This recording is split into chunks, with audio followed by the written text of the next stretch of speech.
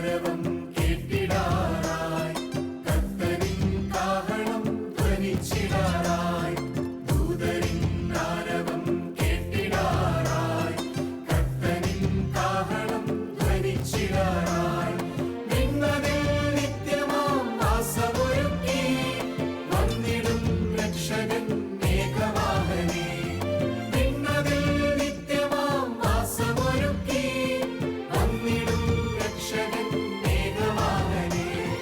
നമ്മെ വീണ്ടതാ യേശുനായകൻ വീണ്ടും വന്നിടാൻ കാലമായല്ലോ. നമ്മെ വീണ്ടതാ യേശുനായകൻ വീണ്ടും വന്നിടാൻ കാലമായല്ലോ. അക്കരെ നാട്ടിലൻ വാസമേകിടാൻ അൻപിടും നായകൻ വന്നിടാനായി.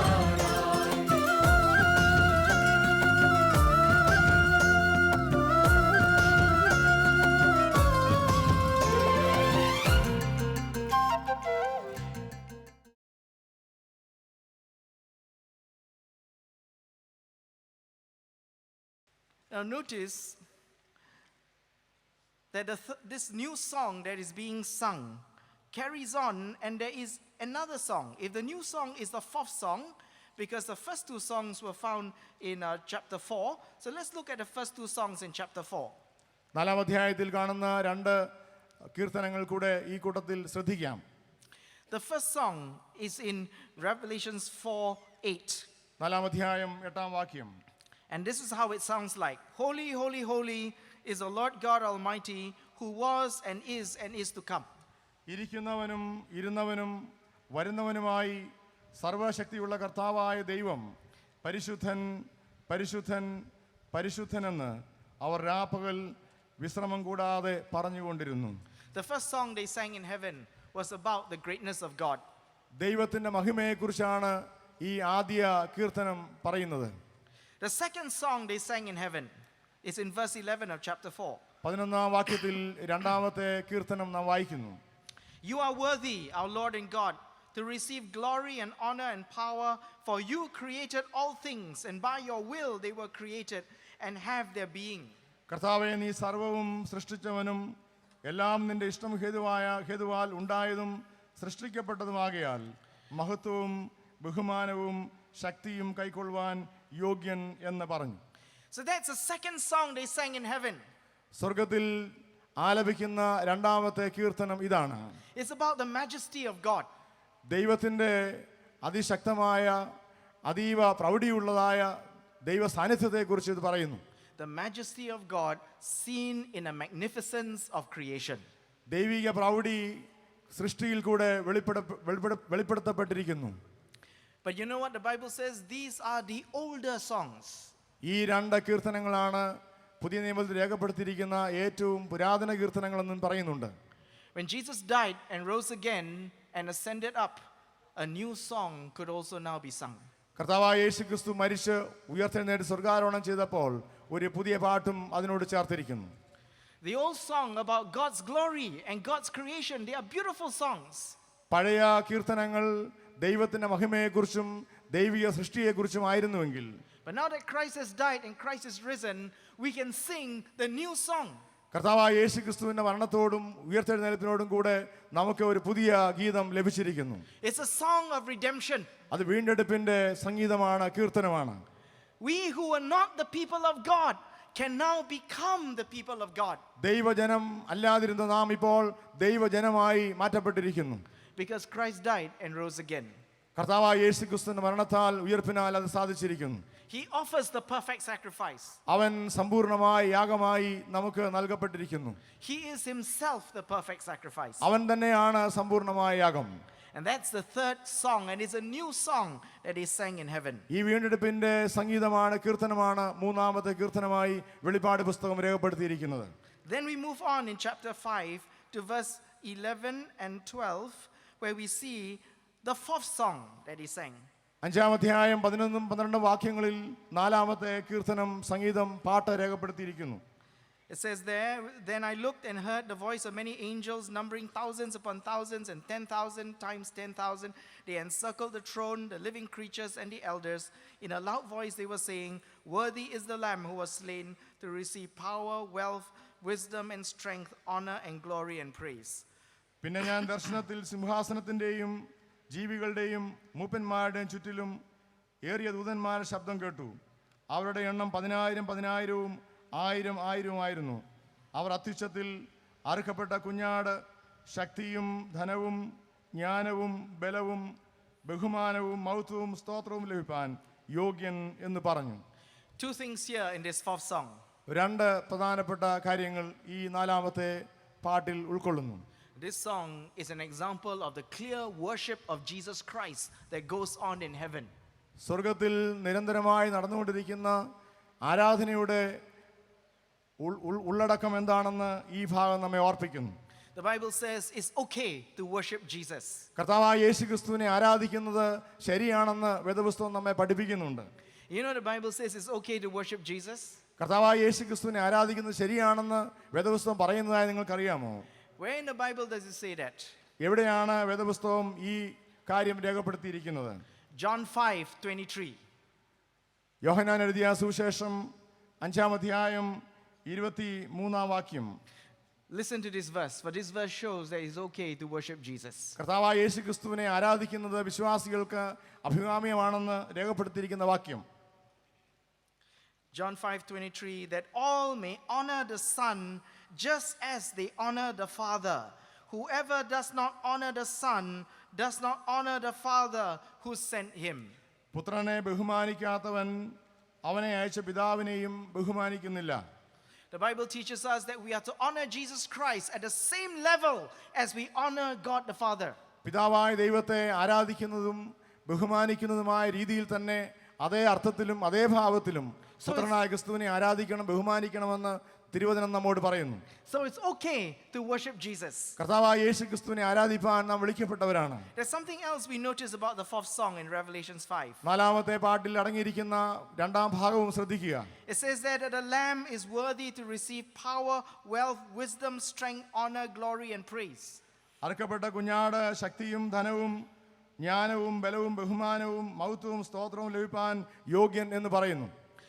The Bible shows an example of royal titles being given to Jesus Christ.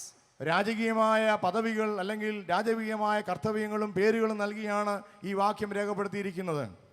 Royal titles are given to Jesus Christ. കർത്താവായ യേശുക്രിസ്തുവിന് രാജകീയമായ മഹിമയുടെ പേരുകൾ നൽകപ്പെട്ടിരിക്കുന്നു. If Jesus is the revealer, യേശുക്രിസ്തുവാണ് ദൈവത്തെ വെളിപ്പെടുത്തിയതെങ്കിൽ, if Jesus is the redeemer, കർത്താവായ യേശുക്രിസ്തുവാണ് നമ്മുടെ വീണ്ടെടുപ്പുകാരനെങ്കിൽ, he is also here the reigning king. അവൻ ഇന്നും ഭരിക്കുന്നവനായ രാജാവാണ്, കർത്തൃത്വം നടത്തുന്നവനായ രാജാവാണ്. The fifth song is also interesting. അഞ്ചാമത്തെ പാട്ടും ശ്രദ്ധാർഹമാണ്. In Revelations 5:13-14. 5-ാം അധ്യായം 13-14 വാക്യങ്ങൾ. Then I heard every creature in heaven and on earth, under the earth, and on the sea, and all that is in them, saying, "To him who sits on the throne and to the Lamb be praise, honor, and glory, and power forever and ever." The four living creatures said, "Amen." And the elders fell down and worshipped. സ്വർഗത്തിലും ഭൂമിയിലും ഭൂമിക്ക് കീഴിലും സമുദ്രത്തിലുമുള്ള സകല സൃഷ്ടിയും അവയിലുള്ളതൊക്കെയും സിംഹാസനത്തിരിക്കുന്നവനും കുഞ്ഞാടിനും സ്തോത്രവും ബഹുമാനവും മഹത്വവും ബലവും എന്നേക്കും ഉണ്ടാകട്ടെ എന്ന് പറയുന്നത് ഞാൻ കേട്ടു. Here we see the heart of correct worship is to worship the members of the Godhead. ശരിയായ ആരാധനയുടെ ഉൾക്കാമ്പ് എന്താണെന്ന് ഈ വാക്യം നമ്മെ അറിയിക്കുന്നു. To worship the one on the throne and to the Lamb. രാജകീയ സിംഹാസനത്തിൽ ഇരിക്കുന്നവനായ പിതാവിനെയും അറുക്കപ്പെട്ട കുഞ്ഞാടിനെയും നാം ആരാധിക്കേണ്ടവരാണ്. If the Father is God, then the Father is to be worshipped. പിതാവായ ദൈവം നമ്മുടെ പിതാവാണെങ്കിൽ നാം അവനെ ആരാധിക്കേണ്ടവരാണ്. And if the Son is God, then the Son is also to be worshipped. പുത്രനായ ദൈവത്തെയും നാം ആരാധിക്കുവാൻ ബാധ്യസ്ഥരാണ്. And that's the meaning of the word orthodox. അതാണ് ശരിയായ വിശ്വാസം എന്ന് പറയുന്നത്. Correct glory ദൈവത്തിന് സമ്പൂർണ്ണമായ മഹത്വം നൽകേണ്ടവരാണ് നാം. and correct worship is to worship all members of the Godhead. ദൈവത്തിൽ ഉള്ളതായ പിതാവിനെയും പുത്രനെയും പരിശുദ്ധ റൂഹായെയും നാം ആരാധിക്കേണ്ടവരാണ്. അതാണ് നമ്മുടെ ശരിയായ വിശ്വാസം. And therefore, the Christian practice of worship is always to say, "Glory be to the Father, and to the Son, and to the Holy Ghost." അതുകൊണ്ടാണ് എല്ലാ ആരാധനയും ആരംഭിക്കുന്നത് പിതാവിനും പുത്രനും പരിശുദ്ധ റൂഹായിക്കും സ്തുതി എന്ന് ചൊല്ലിക്കൊണ്ട്. Well, brothers and sisters in Christ, that was the 5th song in heaven. ഇതാണ് സ്വർഗത്തിൽ ആലപിച്ച 5ാമത്തെ ഗീതം. Now, I'd like us to reflect on Revelations 5.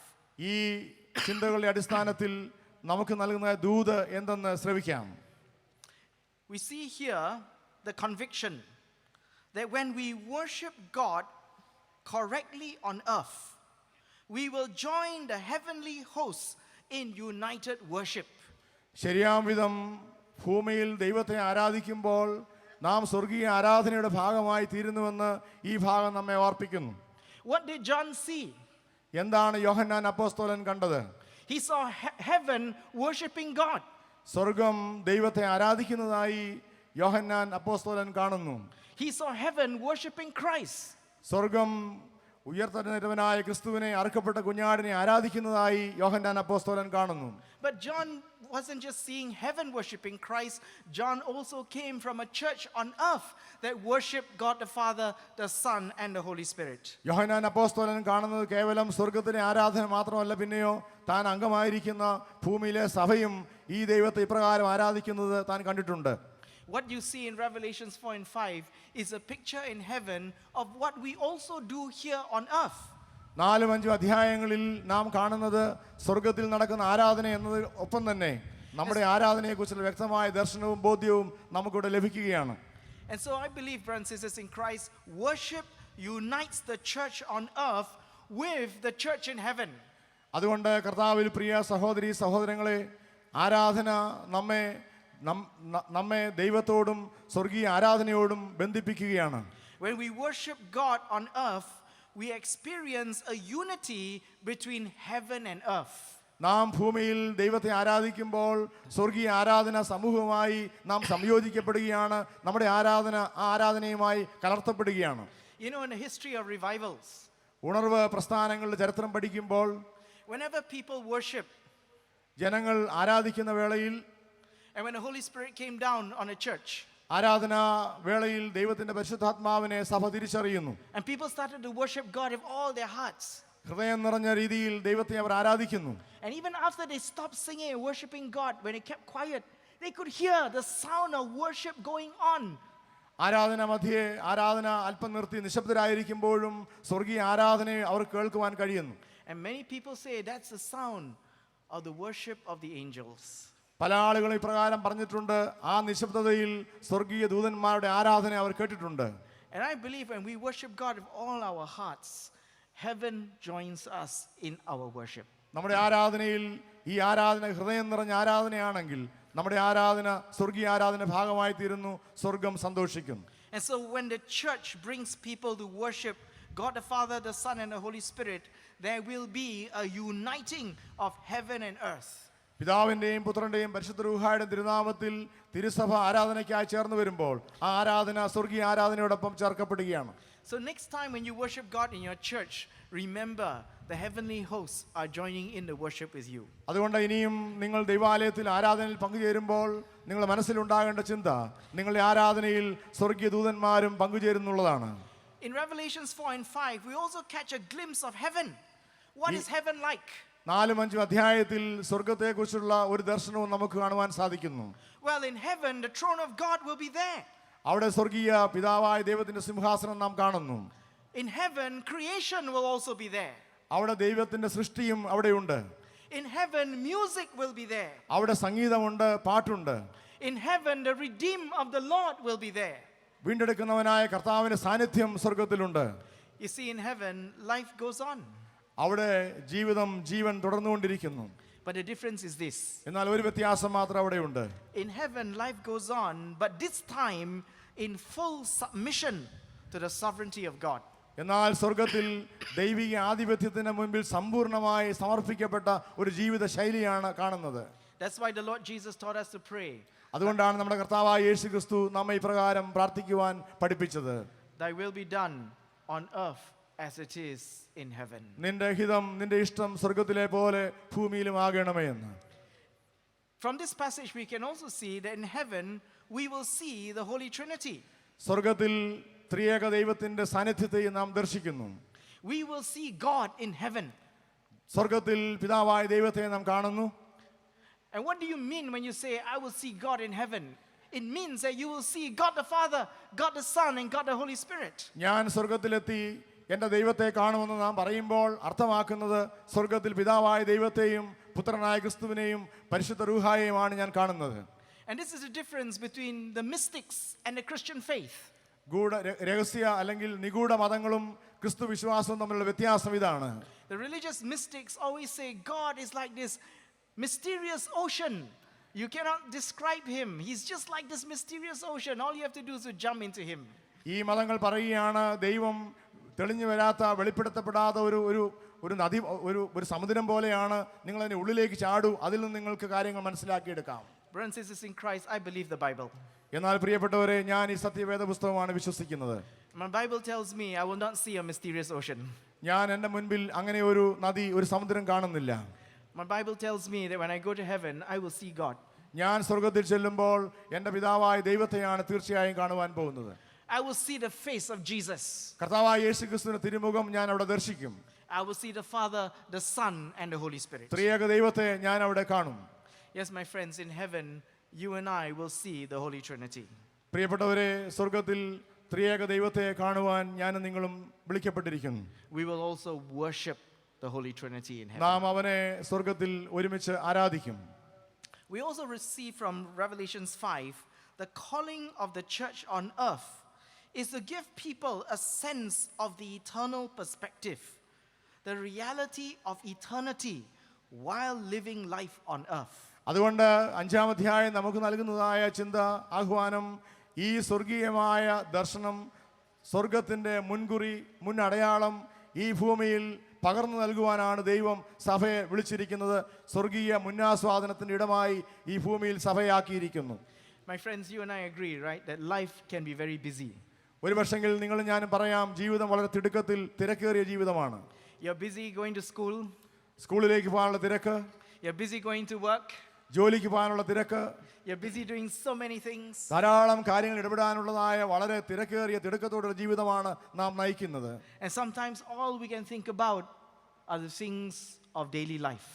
ദൈനംദിന കാര്യങ്ങൾ മാത്രമേ ഒരു പക്ഷേ നമുക്ക് ചിന്തിക്കുവാൻ കഴിയുന്നുള്ളായിരിക്കാം. But this is why the church is special. എന്നാൽ സഭ പ്രത്യേകമായി വിളിക്കപ്പെട്ടിരിക്കുന്നത് ഇതിനു വേണ്ടിയാണ്. The church can be used by God to enrich our lives. നമ്മുടെ ജീവിതങ്ങളെ സമ്പുഷ്ടമാക്കുവാൻ ദൈവം സഭയെ വിളിച്ചിരിക്കുന്നു. That our lives cannot just be thinking about mundane things, but of things beyond this world. ഈ ഭൗതികമായ കാര്യങ്ങൾ മാത്രം, ഈ മൺമയമായ കാര്യങ്ങൾ മാത്രം ചിന്തിച്ച് നമ്മുടെ ജീവിതം അവസാനിക്കേണ്ടതല്ല, പിന്നെയോ ഇതിനപ്പുറത്തുള്ളതിനെ കുറിച്ച് ചിന്തിക്കേണ്ടതാണ് സഭയുടെ കർത്തവ്യം. The church can help us catch a glimpse of eternity. സ്വർഗീയ ദർശനത്തിന്റെ ഒരു മുന്നാസ്വാദനം നമുക്ക് നൽകുവാൻ തക്കവണ്ണം സഭയെ ദൈവം ഭൂമിയിലാക്കിയിരിക്കുന്നു. The church can help us catch a glimpse of eternal reality. നിത്യമായ യാഥാർത്ഥ്യത്തെ ഇന്ന് ഭൂമിയിൽ അനുഭവവേദ്യമാക്കുവാനുള്ള ദൗത്യമാണ് ദൈവം സഭയ്ക്ക് നൽകിയിരിക്കുന്നത്. To catch a glimpse of the reality of heavenly things. സ്വർഗത്തിൽ നടക്കുന്നതായ സംഗതികൾ, കാര്യങ്ങൾ ഈ ഭൂമിയിൽ അവതരിപ്പിക്കുന്ന വലിയ ഉത്തരവാദിത്വം ദൈവം സഭയ്ക്ക് നൽകിയിരിക്കുകയാണ്. And so our lives then can be enriched. അങ്ങനെ നമ്മുടെ ജീവിതം കൂടുതൽ അർത്ഥപൂർണമായി, അർത്ഥസമ്പുഷ്ടമായി തീരും. This passage in Revelations 5 also helps us reflect on the heavenly session of Christ today. സ്വർഗത്തിൽ കർത്താവായ യേശു ക്രിസ്തു ഇന്ന് എന്ത് ചെയ്യുന്നുവെന്നും നമ്മെ ഓർപ്പിക്കുന്നതാണ് 5-ാം അധ്യായം. He is a revealer. അവൻ വെളിപ്പെടുത്തുന്നവനാണ്. He is a redeemer. അവൻ വീണ്ടെടുക്കുന്നവനാണ്. He is a reigning king. അവൻ ഇന്നും രാജാതിരാജാവായി വാഴുന്നവനാണ്. In a language of systematic theology, systematic ദൈവശാസ്ത്രത്തിന്റെ രീതിയിൽ പറയുകയാണെങ്കിൽ Jesus Christ is prophet, priest, and king. കർത്താവായ യേശു ക്രിസ്തു പ്രവാചകനാണ്, രാജാവാണ്, അവൻ പുരോഹിതനാണ്. This is what we all believe. നാം എല്ലാവരും വിശ്വസിക്കുന്നതും ഇത് തന്നെയാണ്.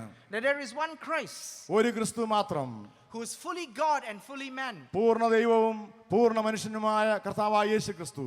And he's prophet, priest, and king. അവൻ പ്രവാചകനും പുരോഹിതനും രാജാവുമായി വാഴുന്നു. I believe that. ഞാൻ അത് പൂർണ്ണമായി വിശ്വസിക്കുന്നു. I know you believe that. നിങ്ങളും അങ്ങനെ വിശ്വസിക്കുമെന്ന് ഞാൻ മനസ്സിലാക്കുന്നു. But you know what? എന്നാൽ അതിന്റെ അർത്ഥം എന്താണ്? We actually come from different church traditions. പല സഭാ പാരമ്പര്യങ്ങളിൽ നിന്ന് ഒത്തുചേർന്നവരാണല്ലോ നാം. Yet we believe the same about Christ. എന്നാൽ യേശു ക്രിസ്തുവിനെ കുറിച്ച് നമ്മുടെ വിശ്വാസം ഏകദേശം ഒന്ന് തന്നെയാണ്. That we have only one Christ. നമുക്ക് ഏക ക്രിസ്തു, Fully God and fully man. പൂർണ്ണ ദൈവവും പൂർണ്ണ മനുഷ്യനുമായി നമ്മുടെ മുൻപിൽ വസിച്ചവൻ. And he's prophet, priest and king. അവൻ പ്രവാചകനും പുരോഹിതനും രാജാവുമാണ്. So what does this mean? എന്താണ് ഇതിന്റെ അർത്ഥം? That what unites us is greater than what divides us. നമ്മെ വിഭജിക്കുന്നതിനേക്കാൾ നമ്മെ ഒരുമിപ്പിക്കുന്നവനാണ് വലിയവൻ. That we all hold to the one holy Catholic apostolic faith. നാം എല്ലാവരും വിശ്വസിക്കുന്നത് സാർവത്രികമായ ഒരു വിശ്വാസത്തിലാണ്. The biblical faith in the Lord Jesus Christ. കർത്താവായ യേശു ക്രിസ്തുവിൽ ഉള്ളതായ വേദപുസ്തക അടിസ്ഥാനപരമായ വിശ്വാസം. So that brings me to another point in my reflection. രണ്ടാമതൊരു വസ്തുതയിൽ കൂടെ ഞാൻ ശ്രദ്ധ കൊണ്ടുവരട്ടെ. If it is true that Jesus is prophet, priest and king, I believe with all my heart that Jesus Christ then is the one who can satisfy the spiritual desire of every human heart. കർത്താവായ യേശു ക്രിസ്തു പ്രവാചകനും പുരോഹിതനും രാജാവുമാണെങ്കിൽ എൻ്റെയും നിങ്ങളുടെയും ആത്മീയ ദാഹം മാറ്റുവാൻ അല്ലെങ്കിൽ തീർക്കുവാൻ അവന് സാധിക്കുമെന്ന് ഞാൻ വിശ്വസിക്കുന്നു. Let me explain to you what I mean. ഞാനത് അല്പം കൂടെ വ്യക്തമായി പറയട്ടെ. By being prophet, priest and king, Jesus Christ answers my spiritual need. എൻ്റെ ആധ്യാത്മികമായ ആവശ്യങ്ങൾക്ക് മറുപടി നൽകുവാൻ ഈ കർത്താവായ യേശു ക്രിസ്തുവിന് സാധിക്കുന്നു. Not just my spiritual need, but all of ours. നമ്മുടെ ഓരോരുത്തരുടെയും ആധ്യാത്മികമായ ആവശ്യങ്ങൾ നിറവേറ്റുവാൻ അവന് സാധിക്കുന്നു. And that's why I believe Jesus satisfies the spiritual hunger of every human heart. എല്ലാ മനുഷ്യരുടെയും ആധ്യാത്മികമായ ദാഹത്തെ, വിശപ്പിനെ അടക്കുവാൻ, അത് നൽകുവാൻ തക്കവണ്ണം കർത്താവായ യേശു സമ്പന്നനാണ്. You see, all of us have basic spiritual problems. നമുക്ക് എല്ലാവർക്കും ആധ്യാത്മികമായ ചില സംശയങ്ങളും ചില പ്രശ്നങ്ങളും ഉണ്ട്. The first spiritual problem is our spiritual blindness. ഒന്നാമത്തെ പ്രശ്നം ആധ്യാത്മികമായ മരവിപ്പാണ്. That we do not know the truth of God.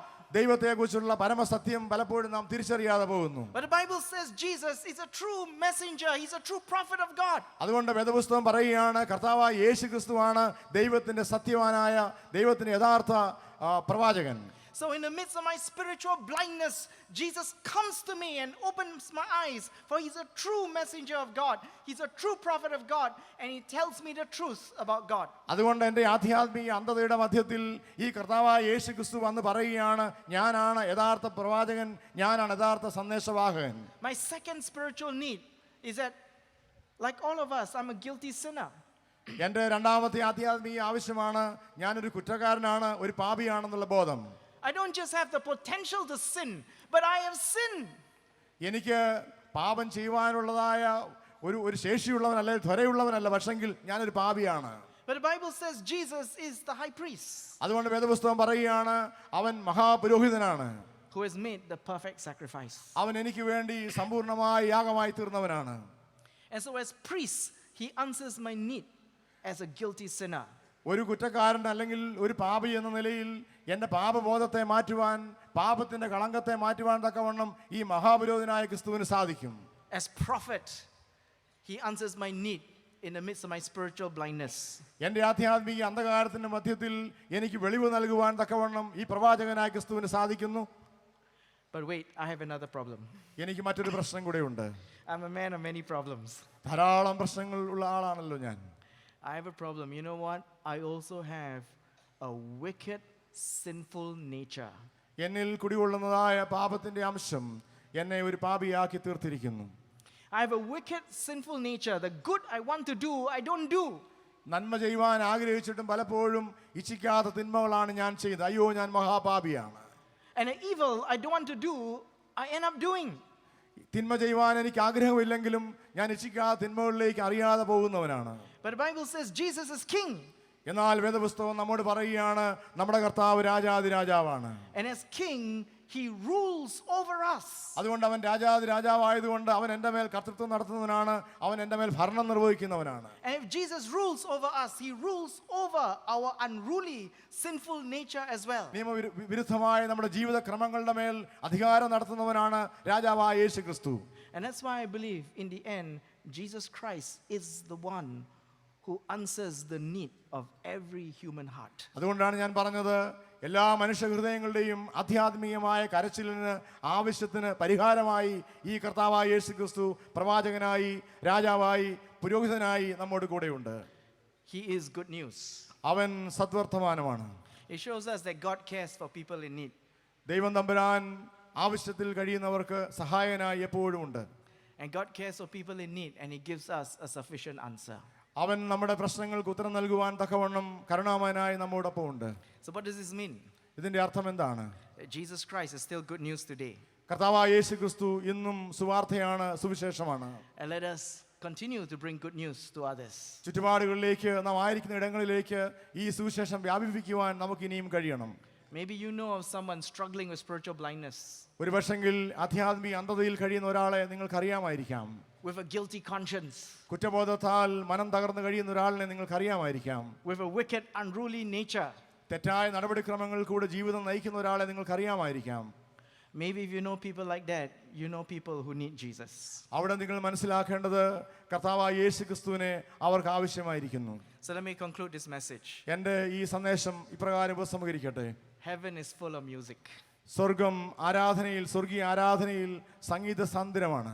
It's because of the music in heaven that we can sing here on earth like this. സ്വർഗീയ ആരാധനയിൽ ആരാധന നടക്കുന്നത് കൊണ്ടാണ് ഇവിടെയും നാം ഇപ്രകാരം ആരാധിക്കുകയും പാടുകയും ചെയ്യുന്നത്. We sing the song of Christ, കർത്താവായ യേശു ക്രിസ്തുവിനെ കുറിച്ച് നാം പാടുന്നു. a song of peace and love. സമാധാനത്തിന്റെയും സ്നേഹത്തിന്റെയും ഗാനം നാം ആലപിക്കുന്നു. Peace with God through Christ. കർത്താവായ യേശു ക്രിസ്തുവിൽ കൂടെ ദൈവത്തോട് സമാധാനത്തിൽ, അനുരഞ്ജനത്തിൽ നാം ഏർപ്പെടുന്നു. Peace amongst all peoples because of Christ. എല്ലാ മനുഷ്യരുടെ ഇടയിൽ സമാധാനം വാഴുവാൻ തക്കവണ്ണം കർത്താവായ യേശു ക്രിസ്തു അത് നൽകുന്നു. And because of Christ, there can be peace among peoples. മനുഷ്യജാതിയുടെ മധ്യത്തിൽ സമാധാനം ഉണ്ടാകുവാൻ കർത്താവായ യേശു നമ്മെ സഹായിക്കുന്നു. Because Christ has taught us to be good neighbors, to learn to live in peace with one another. അന്യോന്യം കരുതുകയും പഠിപ്പിക്കുകയും പ്രോത്സാഹിപ്പിക്കുകയും ചെയ്യുന്ന നല്ല അയൽക്കാരായി ജീവിക്കുവാൻ കർത്താവ് നമ്മെക്കുറിച്ച് ആഗ്രഹിക്കുകയാണ്. Remember, as king, he rules over our unruly nature. നമ്മുടെ ജീവിതത്തിലെ നീതിരഹിതമായ കർമ്മങ്ങളുടെ മേൽ അവൻ ആധിപത്യം പുലർത്തുന്നവനാണ്, അവൻ അധികാരമുള്ളവനാണ്. So let us continue to sing the new song ഈ പുതിയ പാട്ട് നമുക്ക് തുടർന്നും പാടാം. and help others sing that song. മറ്റുള്ളവരെയും ഈ പാട്ട് പാടുവാൻ പ്രോത്സാഹിപ്പിക്കാം. And help others sing that song as well. ഈ ഗീതം ആലപിക്കുവാൻ മറ്റുള്ളവർക്ക് നാം പ്രോത്സാഹനം നൽകണം. May God bless you. ദൈവം തമ്പുരാൻ നിങ്ങളെ ഏവരെയും അനുഗ്രഹിക്കുമാറാകട്ടെ.